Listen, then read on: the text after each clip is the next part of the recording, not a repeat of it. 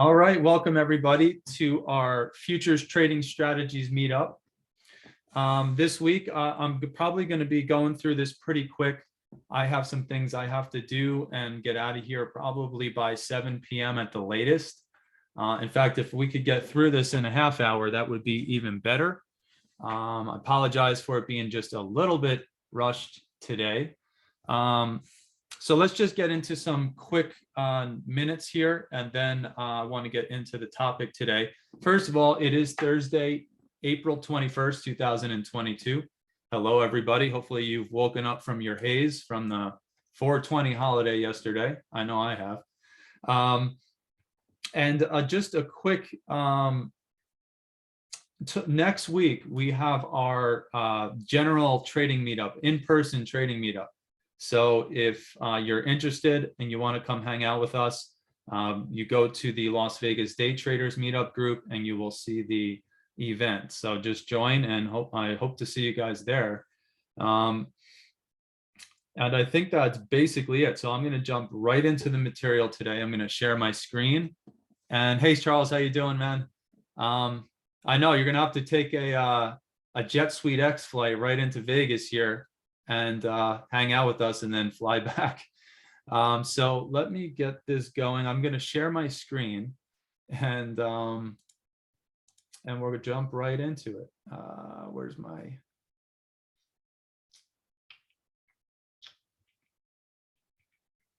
It's so weird because just before there was a button here for share screen and now it's not.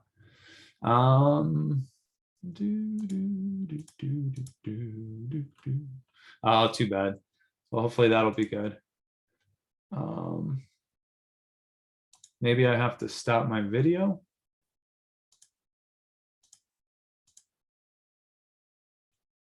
Oh, Jay, if you do share video, make sure you have the share video or share media video box checked on the share screen options.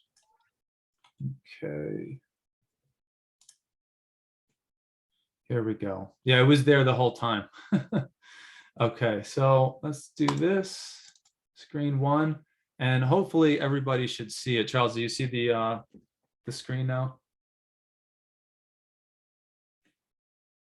Works better when I unmute myself. Yes, I do. I see it. Okay, perfect. And All you're right, recording so this, yes? I thought, what's that? I'm sorry, you are recording this, correct? Yeah, it's all recorded. Fantastic, thank you. All right, so today I thought that we could focus in on pre-market preparation. I think that's probably one of the most important things that you can do in the morning before you trade, is basically map everything out so you're prepared for whatever the market's going to do.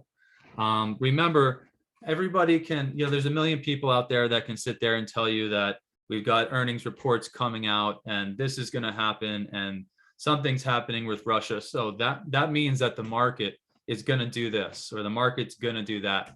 Nobody really freaking knows. Okay. There are people who have been trading for their entire lives and they'll prognosticate on what's going to happen over the next 2 weeks. And it'll sound great. And they'll have a bunch of numbers backing it all up, and something completely different will end up happening. So my big thing, at least recently, is who cares what the market's going to do in the future? Let's just map out all the most important levels. Let's find what we want to do with those levels and just trade whatever the market's going to do. So we're going to get into how I go through my pre-market preparation today. And then we can maybe open it up for some quick questions. So without any further ado, let's just go ahead and jump into the charts. And I'm going to share with you what I look for here coming into the open every morning.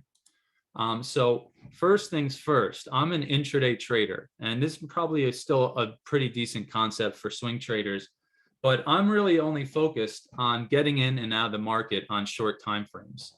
So one of the most important things for me to know is what was the high of yesterday, what was the low of yesterday, and what was the 50% of those two levels. That's going to give me a little bit of an orientation as to what I want to do coming into the open. So you can see on this chart, there's a million lines. You're probably thinking I'm nuts. But if you look to the top, you'll see a red dashed line, and you'll see at the bottom that green dashed line. that is indicating the previous daily high, the previous daily low. So those are the first two levels that I'm going to be focusing on.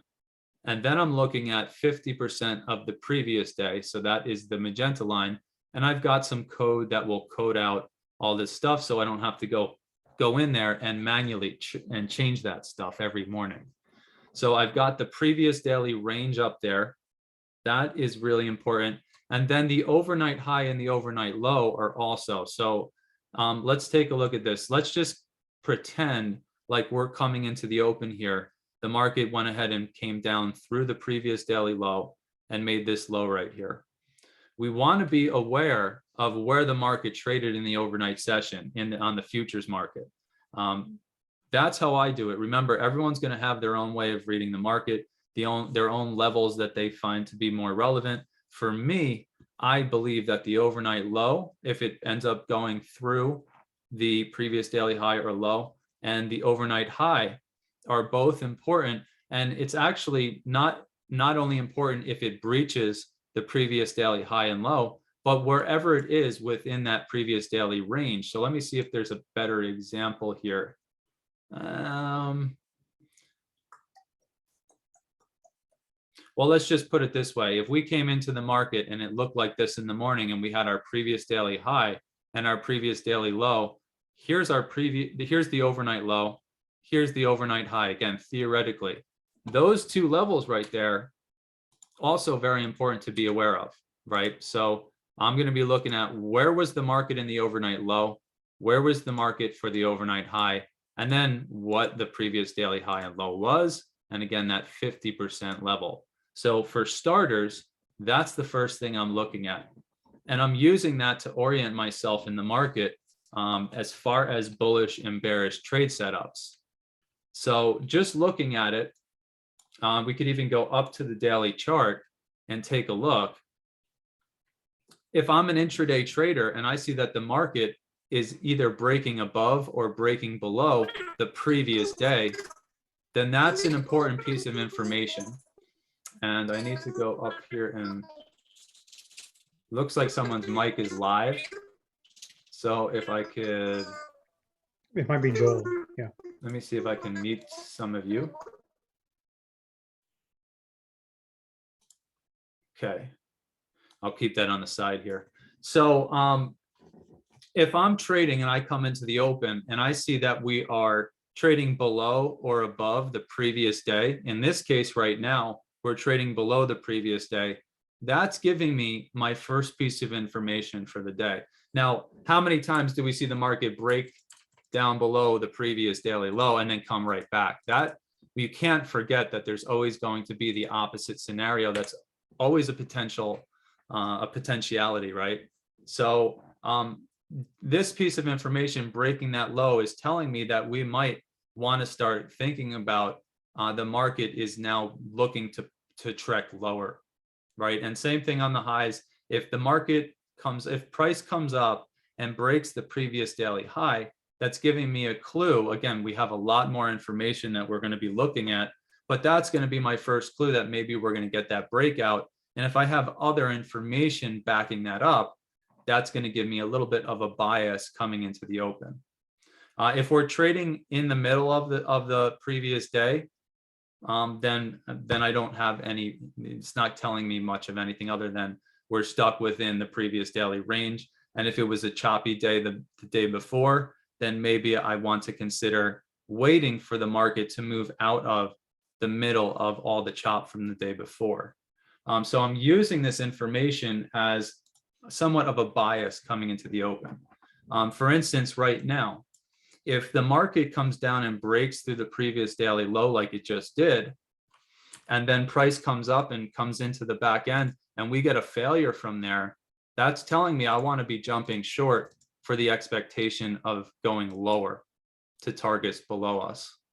On the other side of things, remember, there's always multiple scenarios that the market can do. So it might come up, hit the previous daily low, start to come down, either make the same low that it did over here or make a slightly lower low, and then it could come all the way back up, right? So even though we might have an indication of what we want to be doing, you have to always be ready for the opposite side and what could potentially happen. So what I tell my traders in the morning is when we're bouncing like this, and let's say maybe we fell from the previous daily low, that's telling me I want to get short. However, I also want to be aware of the potential that price could come back down, retest that low, or come just in front of that low, or just a little bit below it, and actually get some type of pattern that leads to a rotation back up in this instance, or a rotation back down if we're looking at the long end of things. So remember, there's always going to be all these potential scenarios that you need to be aware of. But if I'm using the previous daily low as bias and we do use it as resistance and start to trek lower, that's telling me that I might want to go ahead and target those larger, those levels down below. All right, so that's how I'm using previous daily high, previous daily low.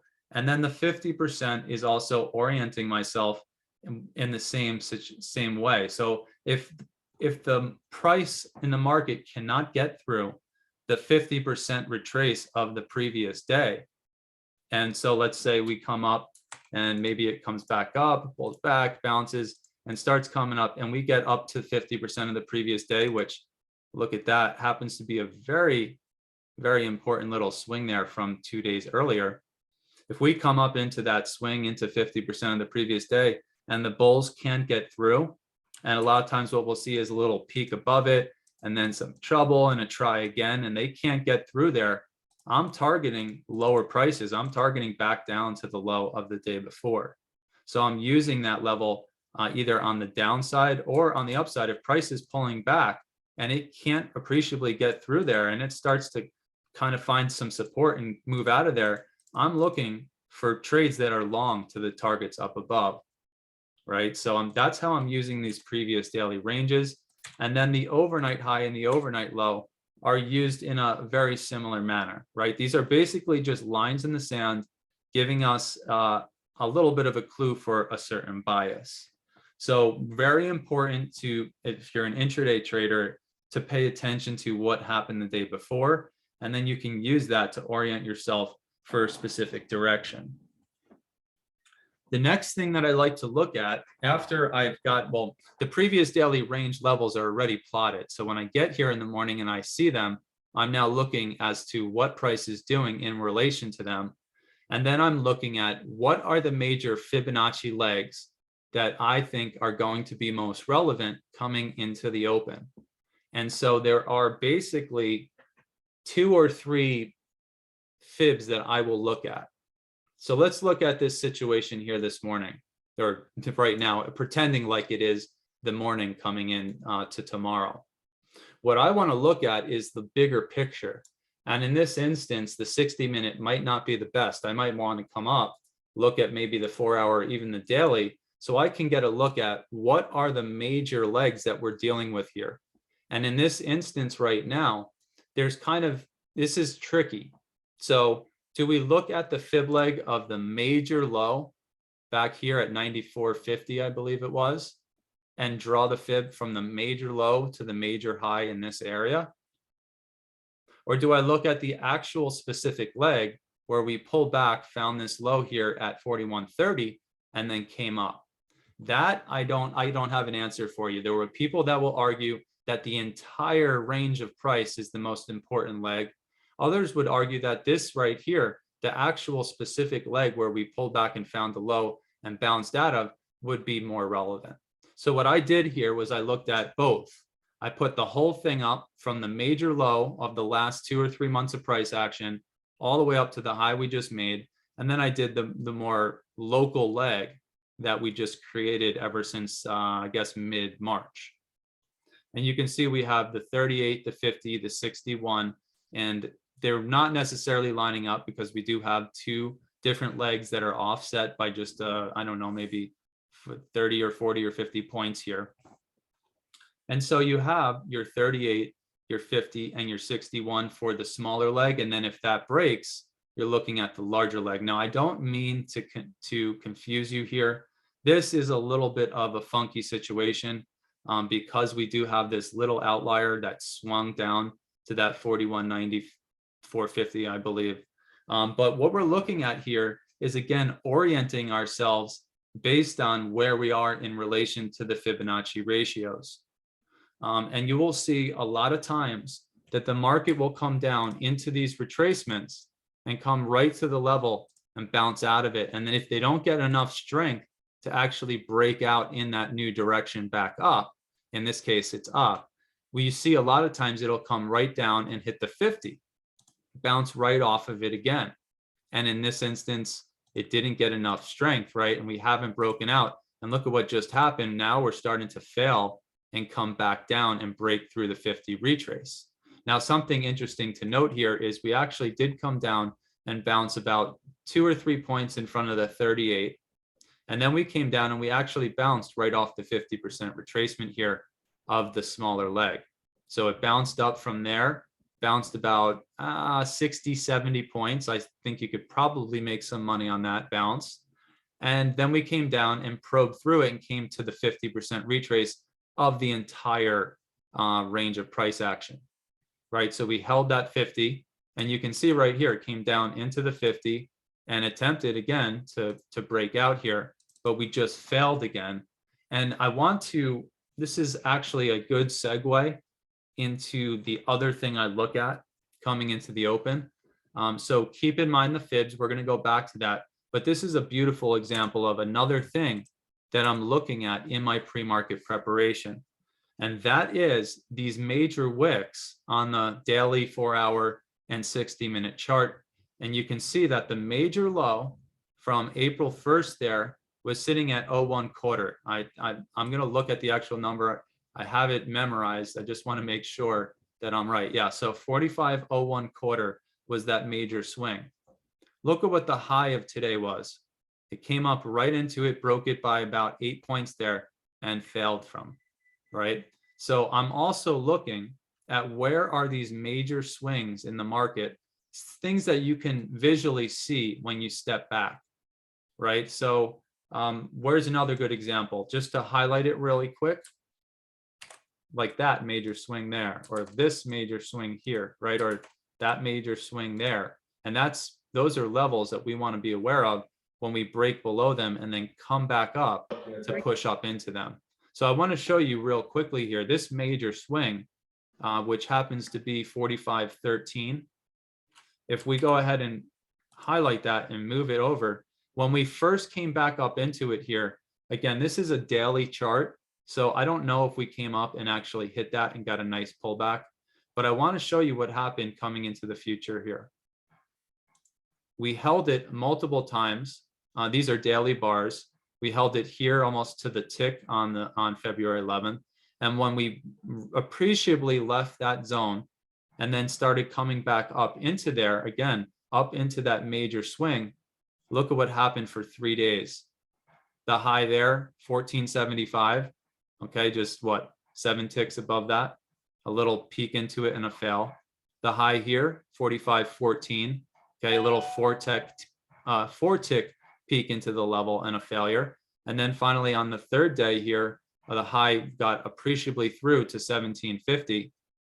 And then we got a little pullback and they broke out through it, right? And this level has acted as resistance ever since we found the support there. 1, 2, 3, 4, 5, 6 days, right? Within a few ticks or a few points. And if we travel all the way back, look at what that level was all the way back in August of 2021. It was the major resistance spot where we came up and for 4 or 5 days just could not get through there and then failed for this major pullback, right? So all these levels, we want to be aware of them so that when we go down to our short time frames and we start to trade on our 1 minute, our 3 minute, our 10 minute, and our tick charts, we are already aware of all of these major areas in the market where we typically will see a reaction if there's going to be one, right? So those major swings you can see I label with a dotted line. And I've got them kind of in a bunch of areas just to show you here. And I'm going to get rid of the 2 fib retracements so we can see this a little bit clearer. what do we have below us in the market right now? So if the market doesn't find a bullish cooperation for another push higher right now, we're probably going to come down and break the low from April 18th here and come on lower. Well, do you see the major wicks that I just labeled here? We've got this one, to me, is really the sexiest, and that is just about, let me get the number, 43.2675. But just a few points below it, we have the high from March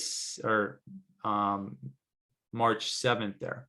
Now, to me, the one that you see here, I'm going to actually go ahead and hide that for a second.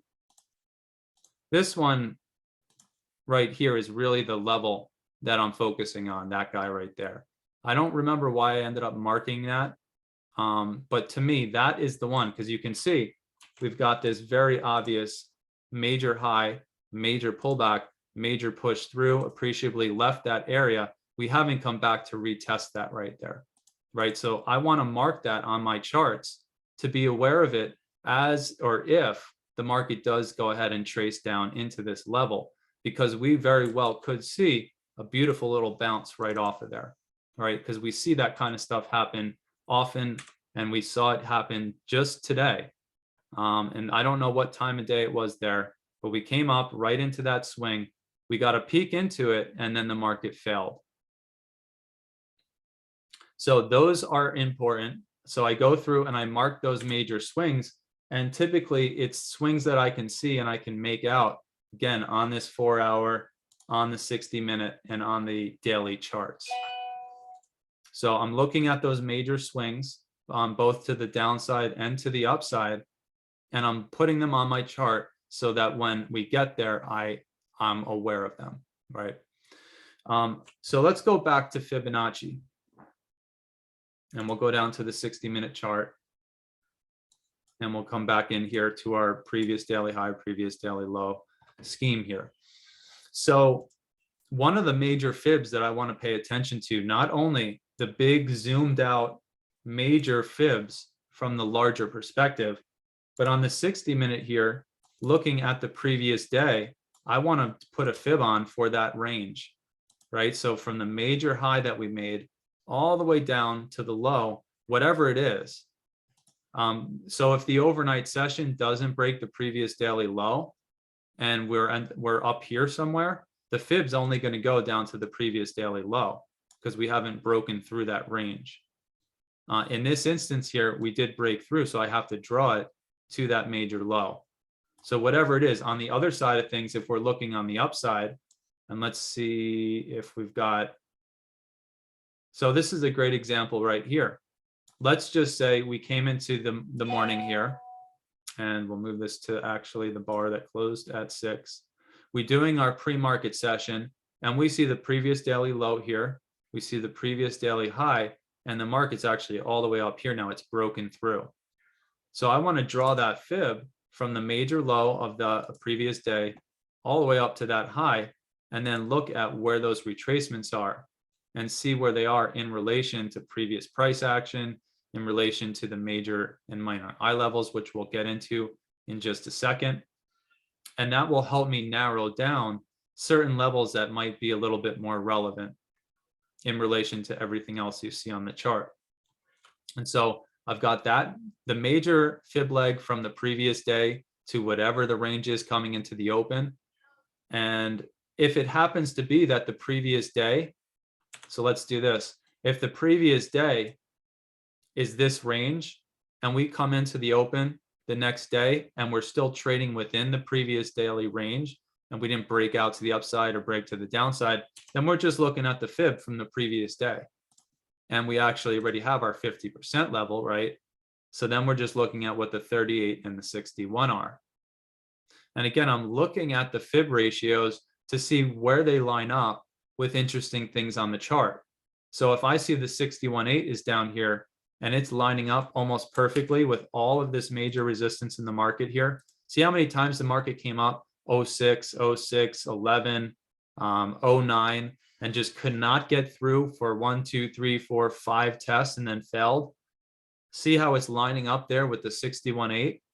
Well, maybe I want to focus on that. If the market starts to really sell off here, maybe I should expect there to be some type of support somewhere around the 61.8 at 44.08 up to that swing high at 44.11.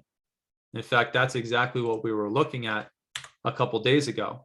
You can see it marked on the chart right here, Jay, 44.08 to sorry to interrupt. 44.11 coming across. Hello? Yeah, this is Charles. Sorry, I just saw Hey, some Charles.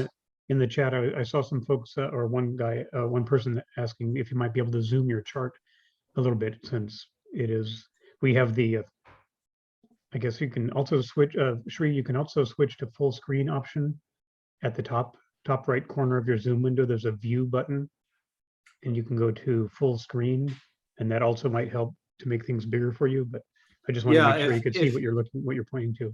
If anyone's having trouble seeing it, this is being broadcast from, I believe, 3440 by 1440 or something. It's a very high resolution.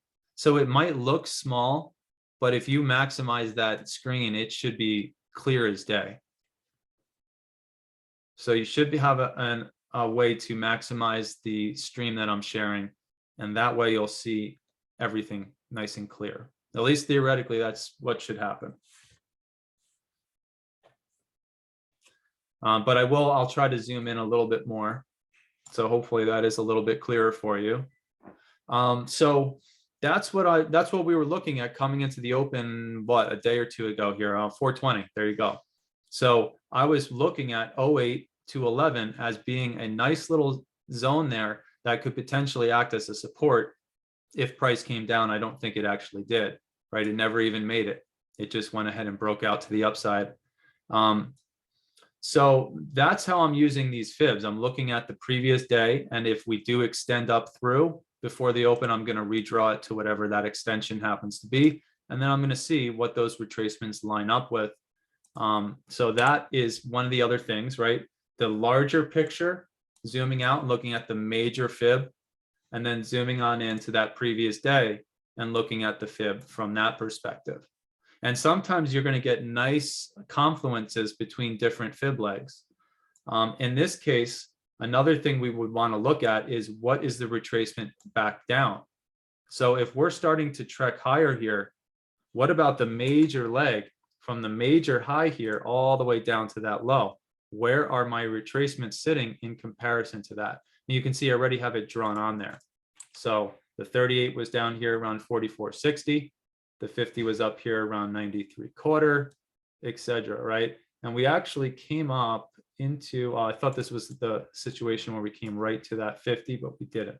But we came right up to 93.25 with a 50% retrace yesterday, and actually failed from it for like 2 or 3 hours. So we actually came right to the 50% retrace 93.25 and failed to the tick off of it, actually broke it by 2 ticks and failed for about a 10-point pullback, and then came up and failed from it again for like a 5 or 6 point pullback, and then pushed through. So that 50% retrace of the entire major leg, I had marked on the chart here as that dash dot dot line. And again, you can see it right there. The market came up into it and failed. These are hourly bars. Came up and failed, came up and failed, came up and failed, and then finally broke out from that level. So the major fibs are very important. They might not hold in the long grand scheme of things, but a lot of times we see it hold for a multiple tests. So that major leg down, I want to be aware of, the major leg up from the larger perspective, and then right down into what the previous daily range was, or a break through it, right? So those are the fibs I'm looking at. And then the final thing I want to mention here is the major support and resistance levels in the market. And I think I spent some time, the first futures trading strategy meetup, I think I shared with you my entire system. And I explained to you how I came up with some of the major support and resistance levels. And it's pretty straightforward, pretty basic, nothing too complicated here. If we zoom out, we're looking at where the market gets major failures and major supports. And you're going to see over time that there's pockets in the market where we get lots of support and lots of resistance going into that. If you go back to the historical data and you plot where the market typically fails or bounces from, you'll see coming into the future that the market still respects those levels. So what I did was I went through and I picked out all the major support and resistance levels, and I marked them on my chart with these light blue colors or light blue lines. So you can see we've got, 95, 46, 58. There's one here at 45, 74, 45, 13. In fact, this morning, I think we just fell just in front of 13. So this is another thing I want to mention. These major levels, 54, 45, 13, 43, 97, these major levels work to the tick. We see stuff come down into them. In fact, 54 quarter has been working an absolute charm for the last few days. In fact, for the last few weeks here. And so these levels will work to the tick. We'll see stuff go into it and fail right off of it. But there's a little bit of a range here. And you know what? Wrong button. Sometimes it just kind of gets through and it's sloppy, right? Because we're talking about major support and resistance levels. So you can see there's like a hold of the level to the tick, a bounce just in front of it, and then we get this little peak below, and then it comes back up. So it's messy, but the level works to the tick in many instances.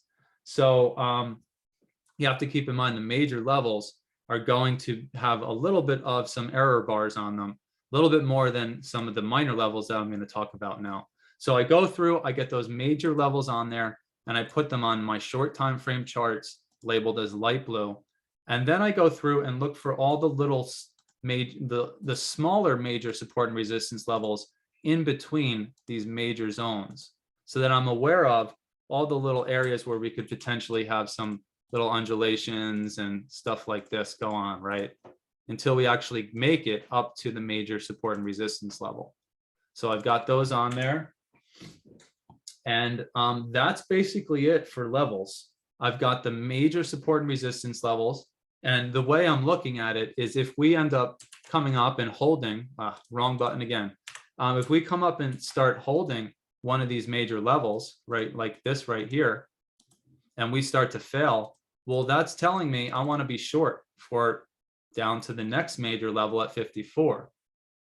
So here's a beautiful example. We came up, we came down and we held 54 quarter, right? It bounced off of it, it peaked below it, bounced up, came down, bounced right off of it. In that instance, it was like literally to the tick. The low there is 54 quarter. Hit it, bounce off of it, come down, peek through it again. Again, it's a little messy with the larger structure zones. And then it comes up and look where we go. Oh, right to the next major zone, 45.13. And again, give or take maybe 3 or 4 points on either side. It pulls back, they come back up, they try to break through, no, gets swatted back down. And then they come up and try for a third time or maybe a fourth time if you look at the details there. And then where do we fail? Right back to 54 and bounce right off of it again to try to come back up. And in this instance, we actually came up about 50%, about 50% of the 2 major zones there. And then we failed. And we got through the major support and resistance zone and came down. And in this instance, it wasn't great. Our next zone I was targeting was 97. Looks like the 81 quarter ended up being the more relevant support level, right? Because we came down and you can see my minor eye level here, 81 quarter was the level. But I consider 97 to be the major. So we came down into the minor level there. We bounced all the way up, right back to 54 quarter, peeked through it, came right back down to 81, right? And then it played around, came back to 54, couldn't get through it. It pulled back, tried to get through it again, couldn't get through it. All right, right back down to 97, and then right back down to the next major level, which we were targeting down here at 24.50, but didn't get there. Remember, we don't know what's going to happen next. And you have to be ready for whatever the market participants are going to do. In this case, they didn't make it to 24. And they said, oh, we're going to actually come all the way back up now, come up to 54, failed from 54, peeked through it and failed. And in this instance, you'd be thinking, that was a peek through, we couldn't get through. I'm going to start shorting the market, right? In that instance, didn't work. We actually held. They came up, they pulled back right to 54 quarter, bounced off of it, right? Peeked through it. And then now look, came up and failed just in front of 13. And now look, we're getting this major sell-off now. Maybe we're going to go down and test that 24-quarter zone now, right? So that's how I'm using all of these major and minor support levels. And so once I get this all mapped out, once I get my major fib legs on there, once I get my major swings, my major wicks all kind of mapped out, now when I go down to my short time frames, I have all those levels ready. And now I can just wait for us to come down into these levels to look for my signals to take trades. And here you go, beautiful example here. At the end of the day, we came right into 97. We pulled back, we came back up into it, broke it by just under exactly 2 points, got through it, peeked through it, and just kind of petered out. Could not get the strength to go ahead and break on through. And then in our overnight session here, and look what the low of the day was. Let's see if I can bring this up here for those that can't see my screen. Right into 81.25. I mean, the low of the day was 4 or 5 ticks below it, but look at that right there, right to the next minor eye level. 84, came back, tested it, broke it by 2 ticks there, bounced out, and then we went sideways here, even tested it here, and then even came through for a peek through again and bounced, but it looks like the bears came into control and came down a few ticks in front of the next major level or next minor eye level, right? So that's why I basically just sit here and just wait for the market to come up into my level and see if I get a signal, and I try it, right? Because I know that if the level is going to work and it's going to hold, then I know how much risk I'm going to have to take, no more than basically 2 points. And if the level does work and actually holds, I could be in for a potential nice, beautiful winning trade. In this instance here, just take a look at this. I'll get rid of the that noise there. Once we started to come down into 81.25 here, the minor eye level, and they did get through it and come back and fail from the VWAP, well, maybe I want to try a short off the back end there, especially if I get a good bullish divergence, or bearish divergence, which I actually did get here on the 3-minute chart. I could have shorted 81.25, targeting 61.25, right? And what I normally do is I look for a target 2 or maybe 1, 2, 3 points in front of the level, just in case something like this happens where we don't actually get right into it to the tick, right? So if I theoretically shorted 81.25 here, or maybe I missed the actual high and get in at 80, I know I'm wrong above the swing high there, and I know where the market should be going. And I know this level right here, this dotted line. What was the dotted line? The dotted line was the major swing that we're pulling back into if we went all the way back and looked at the original marking of that swing. So if I was short, I might want to take some profit right in front of that in case it comes in and bounces out, and then take a little bit more profit in front of 61.25, maybe 62.25 or 63 for that next target, and then maybe have my final target be the major support zone that we would expect to come get checked now that we're falling below 43.97, right? So that's basically it in a nutshell, in the most quickest way I could explain. And then there's the final thing that I look at, and that is, do I have a multiple time frame divergence at a specific level? So if I see, and I'll bring up the 60-minute chart again, if I see a 60-minute, and let's see if we get a good example here. If I see, let's just go right up to the 4-hour, because that's going to be really important here. So let's look at this low here from basically April 14th or 15th. This low was 43.55.50. I have a nice 4-hour bullish divergence there. Let's go over here to the 60-minute, and I think we had it here as well. I also have, again, a nice bullish divergence off that low on the 60-minute. Now, if I see that on the 4-hour, the 60-minute, and then maybe down on my 30-minute chart, I now have a nice multiple time frame bullish signal from that low. So as I come into the open, let's just go ahead and pretend that this is the morning we're coming into and we're preparing for the open. I know that I've got a really strong bullish signal from that low.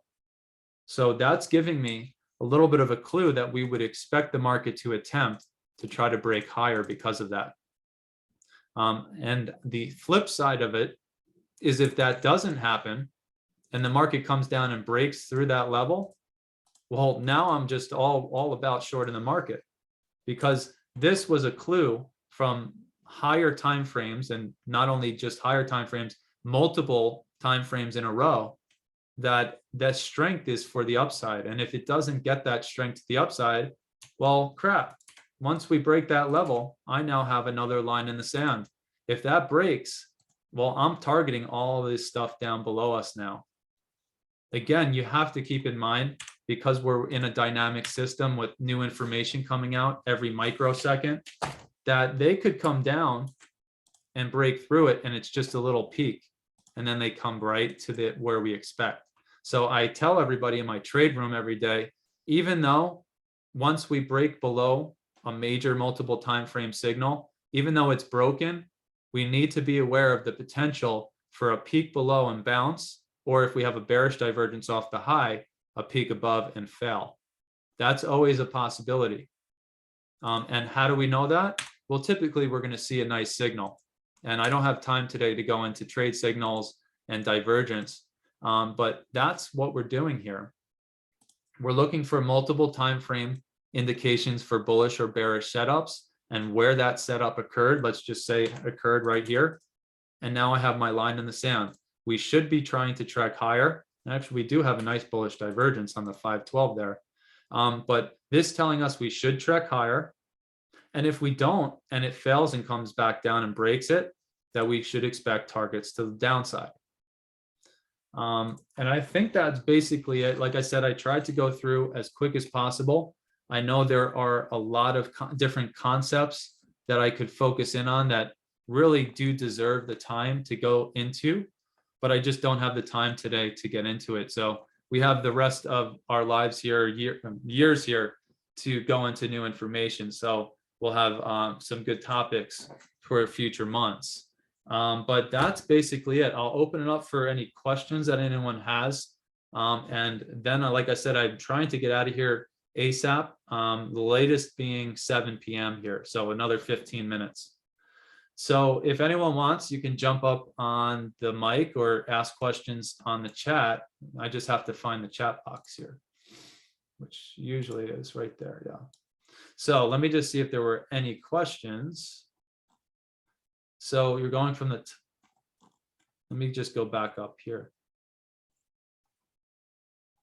I'll just bring it right on the screen.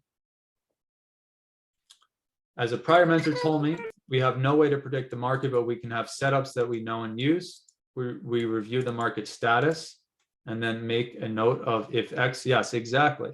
So if my multiple time frame divergence level holds and we start trekking out of there, then I'd like to be long.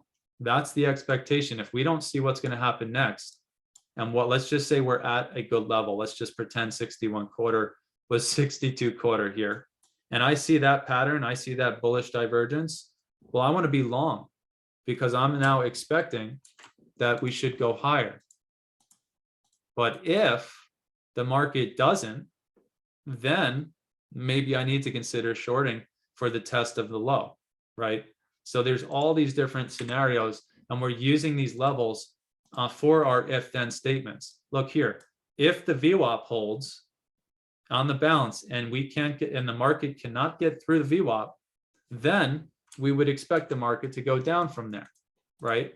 And we're using all these different levels, previous daily low, previous daily high, major eye levels, minor eye levels, to orient ourselves in that way. So let me see what's in here. Right in the middle of the range, diddle in the middle. Yeah, that's exactly it. So if let's just go into this real quickly here. This is a beautiful example. April 18th, I guess that was Monday, if I recall correctly. Monday was just this beautiful up and down balanced market, right? We came up into our first expected resistance zone of the day. Look at where we came up and failed right out of the open. right? So if you were here with us, actually Monday, I didn't actually broadcast, but Monday morning I did come in and mark everything out. My first expected resistance level, this right here, 44.03 to 44.0550. Market came right to it and failed 15 minutes into the open. It would have given you a trade right down into VWAP. And look at what happened to VWAP. We couldn't get through it. So if the market can't break through VWAP, then we would expect it to come back up. And look at where it came back up to, right into the middle of our range. Failed, pulled back, failed again. Another beautiful short trade right back to VWAP and beyond. And then at the end of the day, we came up and we got to the top end of that range, 0550, and failed on 2 occasions. And look what happened at the top of the range, bearish divergence at the high. So if we're at the top of the range, we've got a bearish divergence, and the next candle starts to print lower, that might be a good clue that if we can't get through this range or this zone, that we're going to come back down, right? So I'm just going into some of these concepts. I digressed a little bit there, but look at that. Monday was just an absolute balanced market, right? Up, down, up, down, up, down. Next day we come in, and where do we find ourselves at the open? I'm pretty sure we found ourselves right in the middle here. So here's April 19th, Tuesday. This is when we started our pre-market session here, say around 6 a.m. right here. Where are we? We're right in the middle of the previous daily range. So what did I tell everybody and what was I thinking? I'm not trading inside of here. I don't have any kind of edge. This could very well break up. It could very well break lower, right? There might be other information. You might have market internals. You might be looking at NICE tick or AD lines or something, and it's telling you that there's a lot of strength in one direction.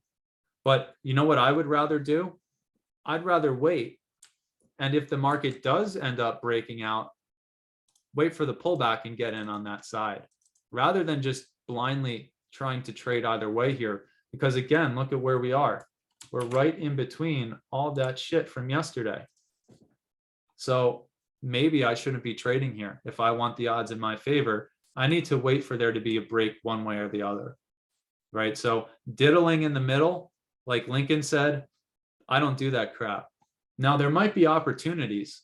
There might be, for instance, if you go to your tick chart, you might see a million different turns that you could be scalping and that you could be trading off of. But why not wait to have a little bit more of the odds in your favor, if you know what I mean, right? Why not trade the 512 tick with the odds in your favor? That might give you a little bit better of a morning session. I'm bouncing around like a flea on a crack. Sri, I'm sorry. Hopefully you were able to figure out the zooms. So Joel was asking, so you're going from the top bottom to the top with the fib ratios. Okay, let's talk about fibs, and we'll just look at this leg right here. It really doesn't friggin' matter if you draw the fib from the low to the high or the high to the low. It's still the same levels. However, let's look at this in like just intuitively. Let's pretend, well, not pretend, we've got our leg here. Let's bring it up. What happened right here off of this low? Well, the market bounced off and came up to here, right? And then it started to pull back, right? Start going back that way. Well, if you draw the fib from the high to the low, does it make sense that we retraced 61.8 of that leg if we came to here? Right there, wrong button. Right there, does that look like 61.8% of the pullback? Or does it look like 38%, 38.2? Do you see what I'm saying here? The leg was from here to here. So when it pulls back, that is 38% of the leg right there. It's not 61.8 of the leg, right? 61.8 is the whole thing all the way down to there. So if you draw the fib the opposite direction, you still get the same levels. It's still the same exact levels. It's just that the fib that you draw is going to tell you that this level is the 61.8 retrace, but it's not. Right? On the opposite side of things, we do have a 38, we do have the 61.8 of this. We have the high of the leg down to the low of the leg. We're at the 61.8 now. If you draw the fib the other way, it's saying that we only retraced it 38%. Right? But we actually retraced it. We retraced all of that of the leg, right? That's 61.8 of the leg, not 38. So to correctly draw them, you want to go in the direction of whatever leg you're looking at. So in this case, the leg up, I want to draw it the leg up so that as we pull back here, let's just pretend we just created that leg and we started pulling back. I want to know what's the 38, 50, and 61 of that leg. Now, when the market comes down and it bounces, like right here off the 61.8, how many times did I tell you guys? It will use these levels to the tick and even do it once, one by one, like a ladder. So held the 61.8. Now we have a leg down, right? This isn't now we want to be worried about, well, if it bounces from that low, where's the 38, 50, and 61 of that leg? Right? And so you have a million different legs. You get the bounce, there's the 61, gets a little peek through it and fails. And then we keep coming down to retrace the original larger leg. And what do? They just do a little peek through the 61 and then start moving up. And that's where we are right now. We just are holding below 61.8 of the smaller leg here, the pullback of the leg. And we're holding the 61.8 of the actual larger leg. So we're basically in a no trade zone right here. There's arguments for bears because if we can't get through 61, if we can't get through the 61, then we should be going lower, right? On the flip side of things, this leg here, if we hold the 61, should be going higher. And until we actually get outside of that range, we don't know the answer. So what does it look like it's going to do right here? It looks to me like we're probably going to be breaking out that way. Right? And then what are we pushing up into? Well, the first thing I notice is we've got this major support level right there lining up with VWAP. So it wouldn't be surprising to see some type of reaction there. Doesn't have to happen. Remember, we don't know what's going to happen next. But the fact that those things are lining up there would tell me we're probably going to be coming up into here. Unless it's just a strong bullish momentum that breaks right on through that stuff.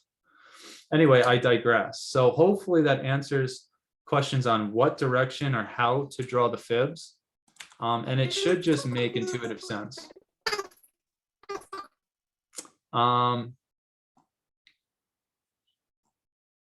Okay, so Lincoln has to go. Lincoln, if you're still here, have a great one. We'll see you next time or hopefully next week. Are there any other questions? We've got about 5 minutes. So if we can get anything else in those 5 minutes, I would love to do it. So if there are any questions, go ahead and ask. I don't see anyone typing anymore. We're down to. Do you have a live trading room?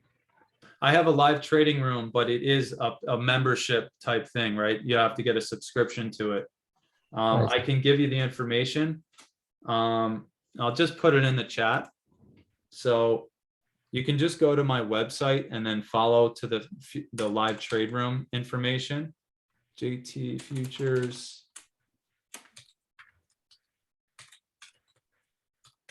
You can just go to the website and then click on the live trading, I think it's live trading room tab. And that has some information and it'll bring you to the place to sign up. It's just a basic Discord channel. I share the charts like I'm sharing right now, again, in the same resolution. So you could buy yourself a nice big separate monitor and just stream the whole thing if you got into it like that. but I stream everything you see on the chart here. And then we do our pre-market, again, just like I showed you, going through all the levels we want to be aware of coming into the open. So in this instance here, I'd go through and start mapping out these zones with the shaded areas, and we would start mapping it all out. And then once the market opens, looking for trades in between all those levels. So if you're interested, there is a link in there. I'm not trying to sell anything here, but if you're interested, that is the link. Okay, thank you. Yep.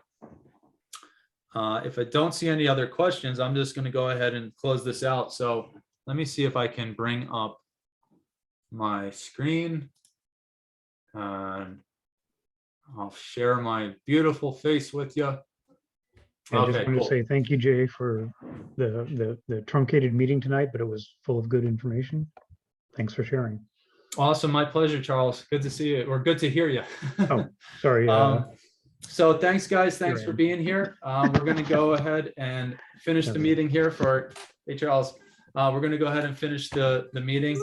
Again, we have our in-person general meetup next week, Thursday, 6 p.m. On the corner, I believe, of Desert Inn and Decatur. So the address is on there. I believe it's in unit number 8. So hopefully I'll see some of you there. And with that being said, oh, last thing, for anyone who's watching the recording later, or anyone who's here, if you want to present something next month, please let me know.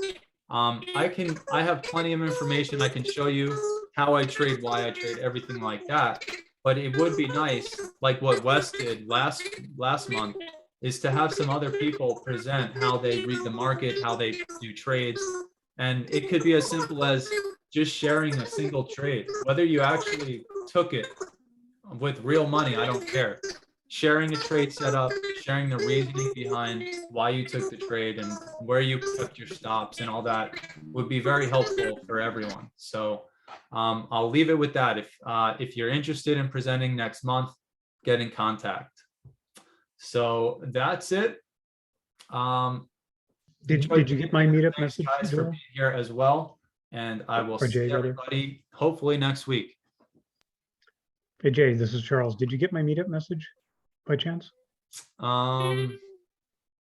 If not, that's no problem. I did email you earlier in the week around Monday, maybe Sunday. Like an email or the meetup message. So I replied to the meetup message and I wasn't sure if it would get to you or not. Okay, I haven't seen it, so let me go. I'll go take a look at it right now. No problem. I just, Okay. I have been working on something for a while now, trying to find what I'm comfortable with. Okay. It's something we can maybe discuss and see if it may be reasonable or not for me to maybe demo at some point, maybe next month. Okay, cool. If you don't have any presenters. All right, perfect. Sounds good. All right. Cool. Have a good one. Thank you and have a great night. Thanks, guys. Have a good one.